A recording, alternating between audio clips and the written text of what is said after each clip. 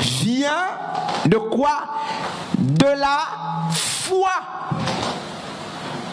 Et la justification, n'est-ce pas? Au moyen de la foi.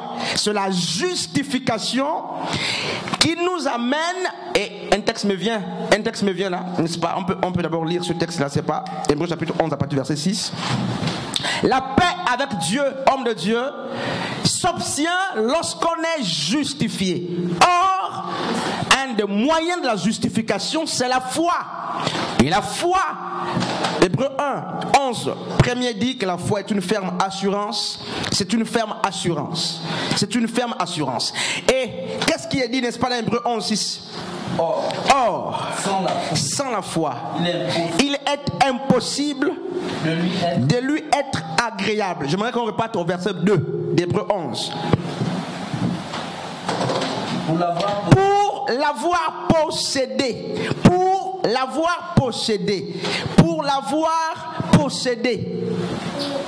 les anciens, Moïse, Abraham, Jacob, Isaac, Élie, Enoch, quand vous lisez plus loin, ce sont des pères, ce sont des anciens, Ma'an. Et on dit pour l'avoir possédé, la foi, pas les miracles, pas pour avoir fait des miracles, non, pour avoir eu la foi. Il a dit que les anciens ont eu un témoignage. Homme de Dieu, on peut continuer. C'est par la foi. C'est par la foi que nous reconnaissons que le monde a été formé. Donc le verset 2 d'abord, pardon. Pour l'avoir possédé, les anciens ont obtenu un témoignage favorable. Pour l'avoir possédé. Écoutez frère, je ne sais pas si vous lisez ça bien. Un homme de Dieu, on dit ce qui... on dit, ça veut dire quoi le témoignage favorable? Le témoignage favorable, c'est quoi? C'est auprès de qui qu'ils ont eu un témoignage favorable? Un, de Dieu, et auprès des hommes. Et on dit quoi? Pour que les anciens soient trouvés dignes auprès des gens qui les entouraient. Qui les entouraient à cette époque. Pour que les anciens soient trouvés dignes auprès de Dieu. Ils n'ont pas, n'est-ce pas, apporté des greniers d'offrande. Non. Parce que Hébreux 11, 6 dit, sans la foi, il est impossible d'être agréé par Dieu. Mon Dieu, la foi fait que Dieu t'agrée. Les prières sont agréées par la foi, pas par la qualité de la prière ou les mots. C'est la foi qui amène l'exaucement. Et avant qu'une prière ne soit exaucée, il faut qu'elle soit agréée. Or, ce qui amène à l'exaucement et au fait que la prière soit agréable ou agréée par Dieu, c'est la foi. Et on dit, si tu veux un témoignage après toi, est la foi. Si tu veux que Dieu, n'est-ce pas, mais témoigne en ta faveur, est la foi. Abraham est père de la foi et on parle de lui aujourd'hui à cause de la foi. Enoch, c'est à cause de la foi. Isaac, c'est à cause de la foi. Alors des frères qui cherchent les témoignages dans les dons, la faveur dans les dons, la Bible dit, c'est la foi qui fait qu'on ait un témoignage favorable. Bref, on n'est pas sur la foi d'abord, hein. Galates 3, 7 à 13 nous dit on est justifié, rendu juste, épargné de la mort, rendu innocent alors que nous sommes coupables, rendu innocent par la foi. Romains chapitre 5 à partir du verset 1 dit quoi? Étant justifiés par la foi, nous avons quoi? La paix. Alors, ceux qui cherchent la paix avec Dieu doivent comprendre que la paix est une conséquence de la justification. Il n'y a pas de paix sans justification. Et la justification vient de la foi. Ce n'est pas les œuvres qui amènent à la justice, mais c'est la foi. Bref, on n'est pas d'abord sur ça. C'est la définition. Donc, au-delà de la foi, du sang qui justifie, et il y a encore quoi? La grâce. Et le texte? Romains chapitre 2, mais lis ça à partir du verset 24. On peut vérifier ça. Romains chapitre 2 à partir du verset 24. Romains 2 à partir du verset 24. Romains 2, 24. Car le nom de Dieu est à cause de... Non, c'est ça. Romains 3, 24. Romains 3, 24. C'est là-bas, c'est 3. Romains 3, oui, c'est juste là-bas. Romains 3. Et ils sont gratuitement justifiés. Qui sont justifiés, là, homme de Dieu? Ceux qui étaient, dans le verset 23, ceux qui étaient, dans les prophètes, ceux qui étaient pécheurs, car tous ont péché et sont privés. Ceux qui étaient privés de la gloire de Dieu. Or, la gloire est un poids. La gloire de Dieu, c'est quoi? La gloire de Dieu, c'est quoi? La gloire de Dieu, c'est sotéria, la délivrance, sozo, tout ça. En fait, quand on parle de la gloire de Dieu doit commencer par les miracles ou le fait que la pluie tombe sur tout le monde. C'est pas d'abord ça. La gloire de Dieu commence par l'acceptation de la personne de Christ. C'est là que la gloire commence. Et le vrai niveau de la gloire de Dieu, c'est le fait qu'on appartienne au Père. Ça, c'est la gloire, au-delà des manifestations. Et on dit, car tous ont péché. Romains 3, 23 est un texte qui s'applique pour l'humanité, tous les hommes. Ne prenez pas Romains 3, 23 pour prêcher à l'église. Parce que Paul s'adresse à la condition humaine sans Yehoshua Hamashiach, sans le sacrifice de Christ. On dit, tous ont péché. Et la conséquence du péché, c'est le fait d'être privé de la gloire de Dieu. Et si on est privé de la gloire de Dieu, on est condamné d'avance. Maintenant on dit, ils sont désormais justifiés gratuitement. Voilà. Par sa grâce. On dit gratuitement. Un frère te dit, ça dit quoi? Gratuitement. Gratuitement, non.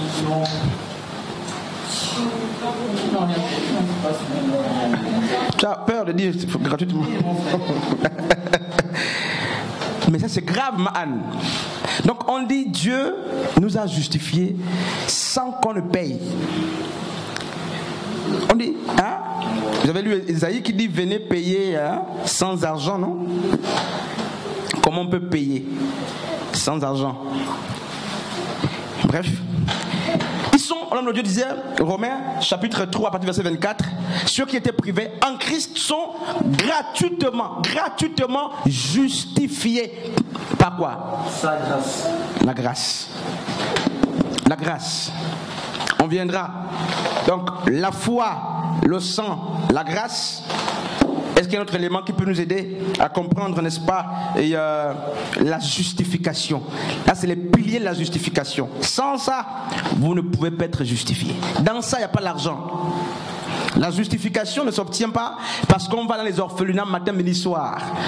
C'est pas ça. La justification ne vient pas parce que on visite les gens qui sont dans les hôpitaux. C'est pas ça. Ici, il n'y a pas ça. Il n'y a pas la bienfaisance, il n'y a pas la charité ici. Il faut comprendre les choses. C'est la foi, c'est la grâce, c'est le sang de Yehoshua. Et il y a un autre élément encore qu'on peut sortir là. Le Saint-Esprit. C'est ça? Donc lisez le texte.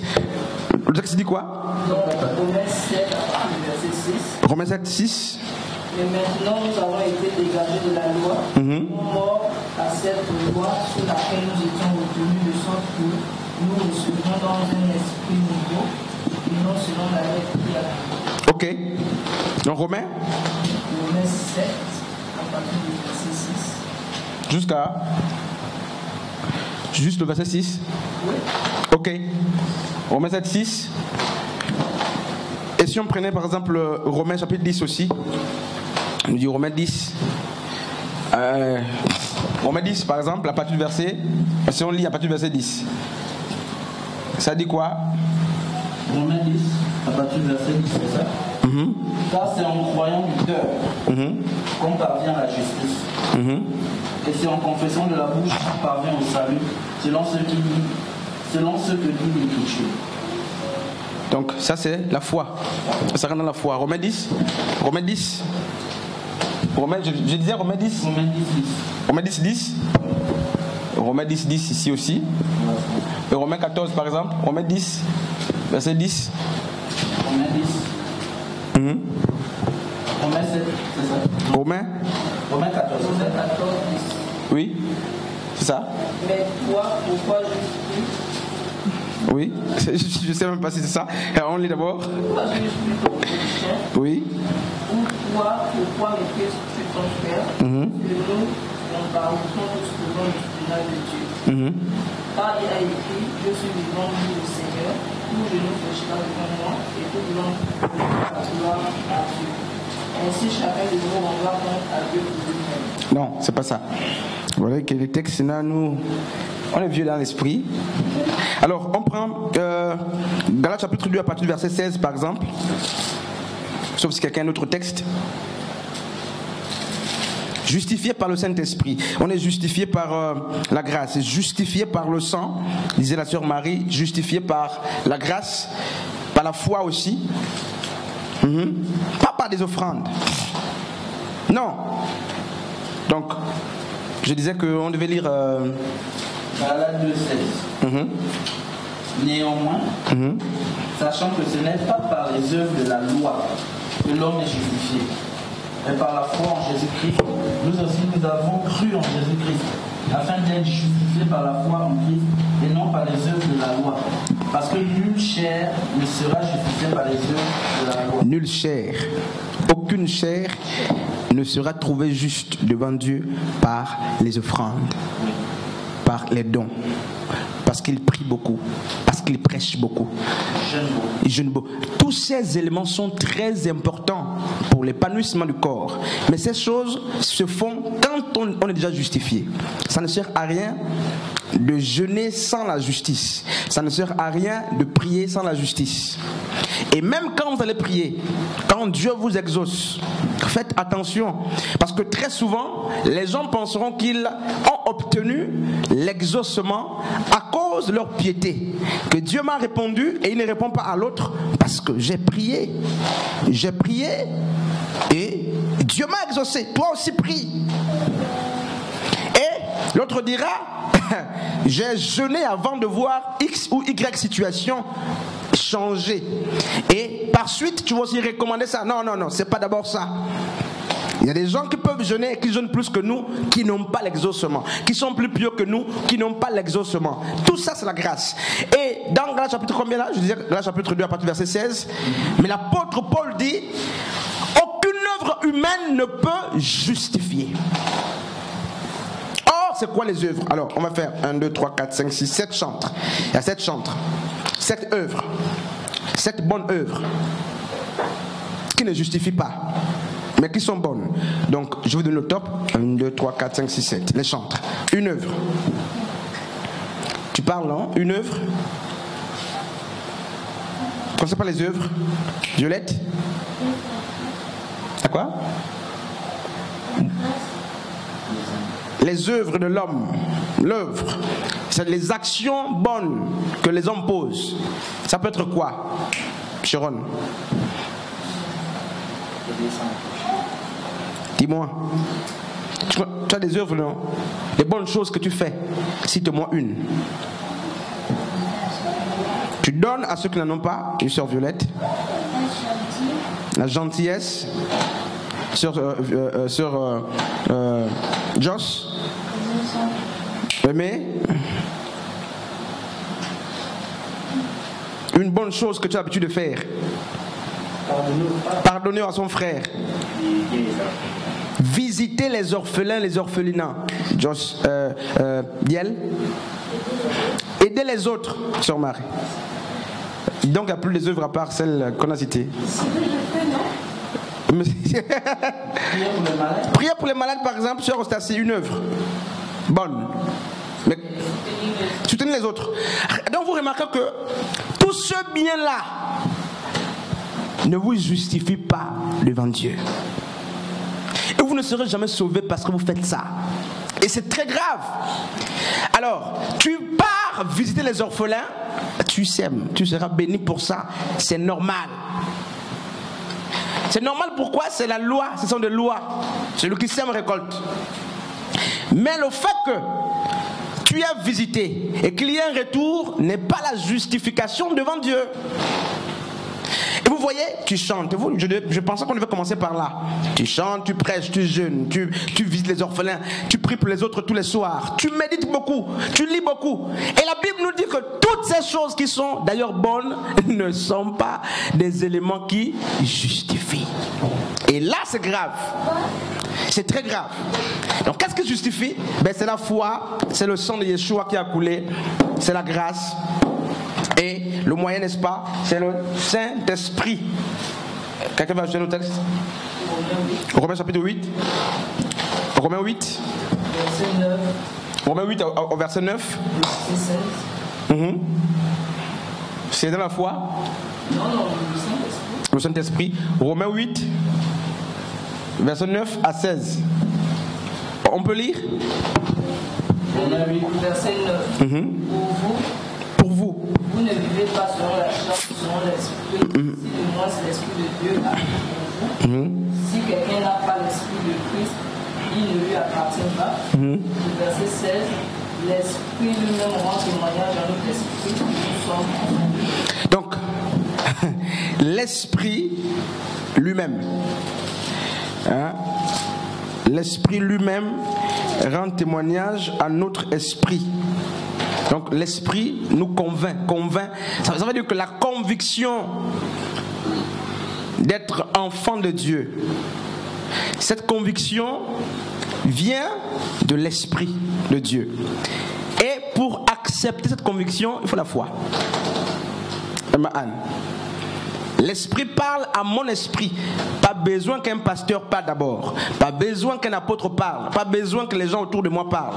La première entité spirituelle, la première autorité, ou sinon l'autorité la plus légitime, qui ne se trompe pas sur mon identité, c'est l'Esprit de Dieu. Et c'est lui qui dit à mon esprit, parce qu'on adore par l'esprit, n'est-ce pas? C'est notre esprit qui est connecté avec Dieu. Donc il parle à mon esprit en disant: tu es enfant, tu es engendré, tu es enfant de Dieu. C'est l'œuvre de l'Esprit de Dieu. Et pour accepter ça, toi qui fumes, toi qui bois, toi qui trompes ton mari par exemple, chrétien, pour accepter ça, il faut la foi. Il faut la foi. Sinon tu vas dire c'est pas, ça c'est pas l'esprit, ça c'est mes convictions à moi quand même. Il faut la foi pour accepter justement que alors là je suis enfant de Dieu, enfant. Il faut accepter par la foi. Il faut la foi. Et donc c'est la foi qui crée la certitude. C'est telle qu'est la preuve tangible que j'aimerais qu'on lise un texte. Et je ne sais pas si quelqu'un peut nous lire Lévitique chapitre 16. Est-ce que quelqu'un peut nous parler sans lire du bouc Azazel?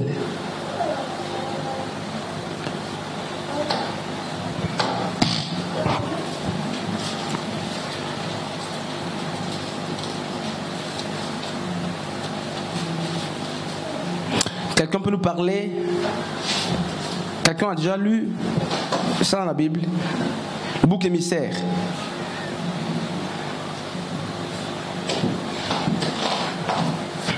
Quelqu'un peut nous parler de... Alors, qu'est-ce qu'on appelle... Violette, donne-moi, s'il te plaît. C'est quoi la victime expiatoire?